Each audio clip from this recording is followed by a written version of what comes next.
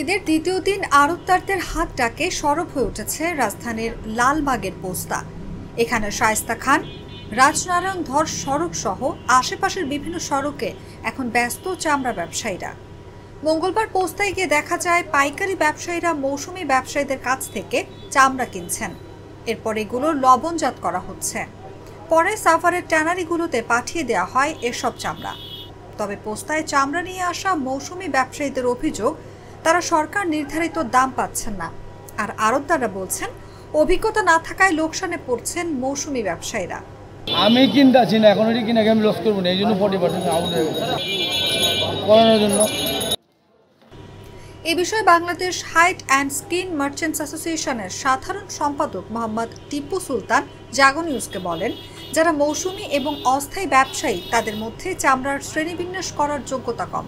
কোন ধরনের চামড়া, কীরকম দাম, কত স্কোয়ার ফিট, চামড়ার ধরন ও সাইজ এসব না বোঝার কারণে তারা তাদের কেনা দামে চামড়া বিক্রি করতে পারছেন না। ফলে দোষ দিচ্ছেন আড়তদারদের।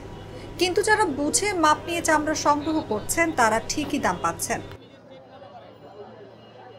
ইন্ডিয়ান যে গরুগুলো এটার সংমিশ্রণে অনেক, আর বাংলাদেশে স্টেয়ার ওয়েট ব্যবহার করে, ওখানে স্টেয়ার ওয়েট ব্যবহার করে এবং খাবারের মধ্যে এটাকে ফুলানোর জন্য, এটাকে স্বাস্থ্য সম্মত দেখার জন্য বিভিন্ন প্রক্রিয়া অ্যাপ্লাই করে থাকে, যা নাকি ওই মাংস খাওয়ার পরে মানব শরীরেও কিন্তু অনেক ধরনের এফেক্ট দেখা দেয়। হয়তো বা বুঝে না বুঝে আমরা করে থাকি। এটা তো অ্যাকচুয়ালি গুরু দায়িত্ব আমাদের না, এটা সরকারের উপরেই বর্তায়। ইন্ডিয়ান গভর্নমেন্ট বলেন, বাংলাদেশ গভর্নমেন্ট বলেন, তাদের উপরেই বর্তায়। রাষ্ট্রীয় কোনো জিনিসকে কন্ট্রোল করার জন্য রাষ্ট্রীয়ভাবে তাদেরই প্রয়োজন, তাদেরই মনিটরিং সেল করা দরকার, তাদেরই এটা তদারকি করা দরকার। আমরা ছোটো লো লেভেলের লোক সব 25 থেকে 30% ওই একটা শ্রেণী, যেটা কি চামড়া থেকে মাংস বেশি প্রপারলি ছাড়ানো হয় না, ওই জায়গায় যদি লবণগুলো প্রপারলি না যায় তাহলে ওই জায়গাটুকু পচে যাওয়ার সম্ভাবনা থাকে।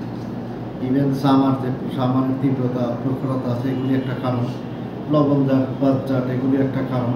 এবং চামড়ার উপরে সুই জাতীয় একটা বিভিন্ন ধরনের স্টেরয়েড ব্যবহার করার পরে যে চামড়ার উপরে এটা ব্যাড প্রভাবটা আসে, এটা একটা কারণ।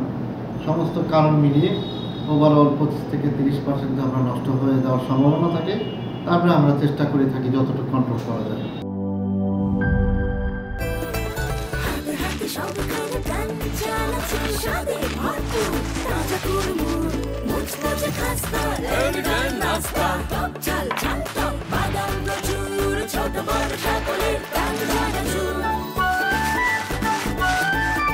স্বাদে ভরপুর প্রাণ চানাচুর।